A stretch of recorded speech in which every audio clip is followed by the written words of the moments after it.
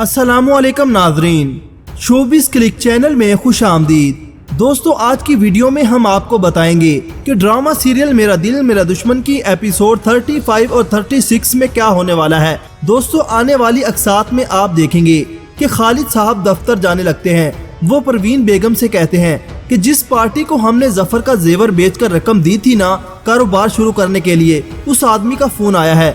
खालिद साहब उससे मजीद कहते हैं कि उस डील में हमें 60% का मुनाफा होगा और तुम देखना जफर से बड़ी हमारी फैक्ट्री होगी। ऐसा कारोबार चलाऊंगा ना कि जफर देखता ही रह जाएगा। परवीन बेगम ये सुनकर बहुत ज्यादा खुश हो जाती हैं क्योंकि वो इंतहाई लालची औरत है। आगे आप देखेंगे कि खालिद साहब जफर के ऑफिस में बैठे होते हैं। उसी आदमी की कॉल आती है। खालिद साहब उससे बात कर रहे होते हैं कि पीछे से जफर आ जाता है। खालिद साहब को जफर के आने का इल्म नहीं होता और वो अपनी बात जारी रखते हैं और जफर खालिद साहब की तकरीबन सारी बात सुन लेता है। जफर का शक गहरा हो जाता है। जफर घर जाकर बहुत ज्यादा परेशान होता है क्योंकि उसको यकीन नहीं आ रहा कि उसका सगा भाई उसके साथ इतना बड़ा धोखा कर रहा है। उधर परवीन बेगम जफर का कोई काम नहीं करती और आखिर तंग आकर जफर मायरा को लेने उसके मेके जाता है, जहां पर शाहीना जफर से पैसे मांगती है और कहती है कि मायरा का भी कुछ फर्ज बनता है कि वो अपनी वालदा की जिम्मेदारी उठाए। शाहीना की इस बात पर जफर को बहुत गुस्सा आता है और वो गुस्से में शाहीना से कहता है कि इंसान को अपने फराइज से इतना गाफिल नहीं होना चाहिए। पता नहीं किस किस्म का लालची खानदान है। इस पर शाहीना गुस्से में कहती है कि आपका किस किस्म का खानदान है, आपने भी तो अपनी बीवी को पैसों में खरीदा है। और जब जफर मायरा को लेकर घर पहुंचता है तो परवीन बेगम इस इंतजार में है कि कब मायरा घर पहुंचे और वो उस पर अपना गुस्सा उतारे।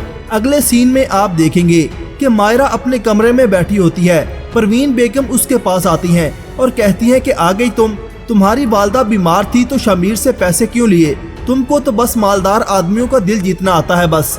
पीछे से जफर आ जाता है और वो परवीन बेगम की सारी बातें सुन लेता है और वो गुस्से से परवीन बेगम को बुलाते हुए कहता है कि भाभी, मेरी बीवी इतनी लावारिस नहीं है कि आप इसकी तौहीन करें। जफर से इंसल्ट करवाने के बाद परवीन अब शमीर को जफर के खिलाफ करना चाहती है। वो शमीर से कहती है कि आज जफर ने अपनी बीवी के सामने मेरी बहुत ज्यादा इंसल्ट की है। उधर जफर बहुत ही परेशान है। वो तमाम फाइल्स खोलकर बैठ जाता है और देखता है कि उनको कब कब नुकसान पहुंचा। दूसरी तरफ खालिद साहब बहुत परेशान हैं।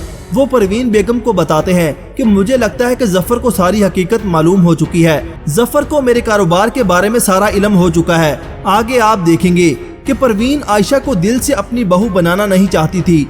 वो सिर्फ जफर की दौलत हासिल करने के लिए आयशा की शादी शमीर से करवाना चाहती थी।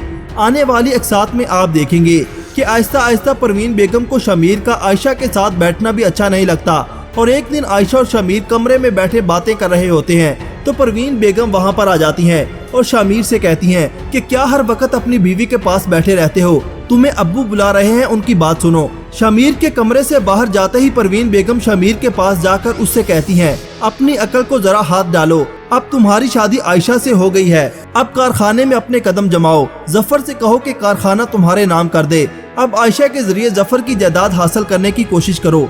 परवीन बेगम की इन बातों को सुनकर शमीर को बहुत गुस्सा आता है और वो अपनी वालदा से कहता है कि मैंने आयशा से जायदाद के लिए शादी नहीं की और ना ही मुझे ये सब कुछ चाहिए।